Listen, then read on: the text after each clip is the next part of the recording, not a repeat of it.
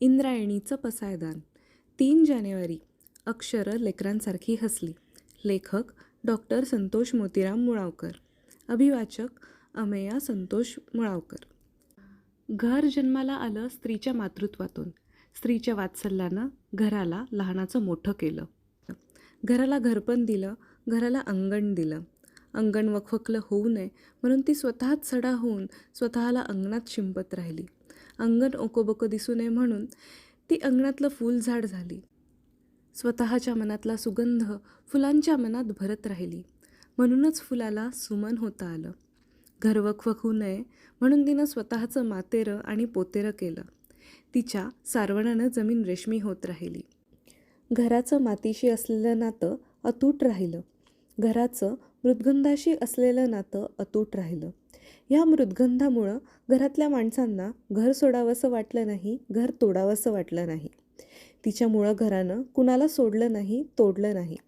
कुणालाही न सोडणारं न तोडणारं घर उपाशी मरू नये म्हणून ती जातं होऊन घरघरत राहिली. स्वतःतलं चांदणं जात्यात भरून ती पीठ पीठ होत राहिली.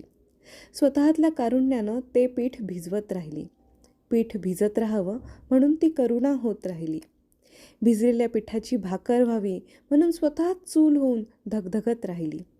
घराला अक्षुण्ण प्रकाश मिळावा म्हणून तिनं स्वतःचा अंधार केला. अंधारलेलं घर सजविण्यासाठी तिने स्वतःची नक्षत्र केली. तिच्या आसवांनी घराला ओलावा दिला. तिच्या उभेनं घराला धग दिली. तिच्या कष्टानं घराचा राजवाडा झाला. राजवाड्यावर कळस चढला. ह्या राजवाड्याचा पाया तिनंच रचला आणि राजवाड्यावर कळसही तिनंच चढवला. पण तिचं अस्तित्व राजवाड्याच्या पायाखालीच दाबलं गेलं. हा राजवाडा तिच्यासाठी अंधारलेला कोंडवाडा ठरला. ह्या कोंडवाड्यानं तर कळसच केला. घराच्या उंबरठ्यानं तिला तिथंच अडवून धरलं. हा उंबरठा पुरुषी सत्तेनं जखडलेला होता. तिची आणि अक्षरांची ओळख झाली तर तिचं पाऊल उंबरठ्याबाहेर पडेल आणि मग ती आपल्याला जड जाईल.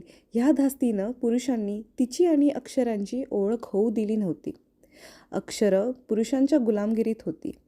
ह्या गुलामगिरीत अक्षरांचाही कोंडमारा होत होता. मातृत्वाच्या पदरात पडता आलं नाही म्हणून अक्षरही पोरकीच राहिली होती. हे अक्षरांचं पोरकेपण जाणीवपूर्वक दुर्लक्षित ठेवलं जात होतं. अक्षरांचं हे पोरकेपण महात्मा ज्योतिबा फुले ह्यांना वाचता आलं. आपल्या अक्षर लेकरांना वात्सल्यानं कुशीत घेण्याची स्त्रीची अधीरताही त्यांना वाचता आली. पण ते ह्या वाचनावरच थांबले नाहीत. वाचन हे वर्तनासाठी असतं हे त्यांना माहीत होतं. त्यांनी सावित्रीबाई फुले ह्यांना अक्षरांची ओळख करून दिली.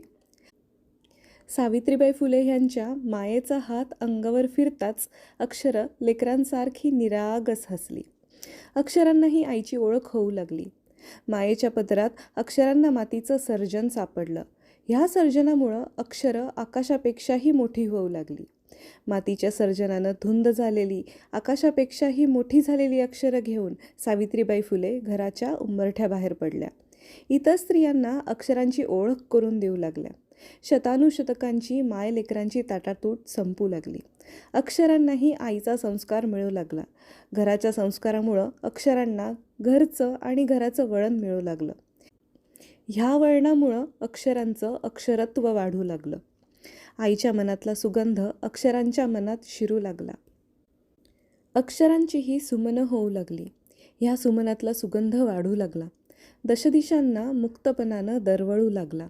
अक्षरांच्या आपल्या लेकरांच्या ओळखीनं स्त्रीचं मातृत्व सुखावू लागलं. ह्या मातृत्वाचाही धीर वाढू लागला. स्त्रीच्या वात्सल्याचा आत्मविश्वास वाढू लागला. त्यामुळं घराचं घरपण वाढू लागलं. घराच्या पावनातला वेग आणि पंखातली झेप वाढू लागली. अक्षरांच्या पंखातली झेप वाढू लागली. स्त्रीच्या वत्सल स्पर्शानं अक्षरं मोठी होताना पाहून पुरुषांचेही डोळे उघडू लागले. घराघराला अक्षरांची नवी दृष्टी देणाऱ्या सावित्रीबाई फुले ह्यांचा 3 जानेवारी 1831 हा जन्मदिन प्रत्येक स्त्रीला स्वतःचा जन्मदिन वाटू लागला.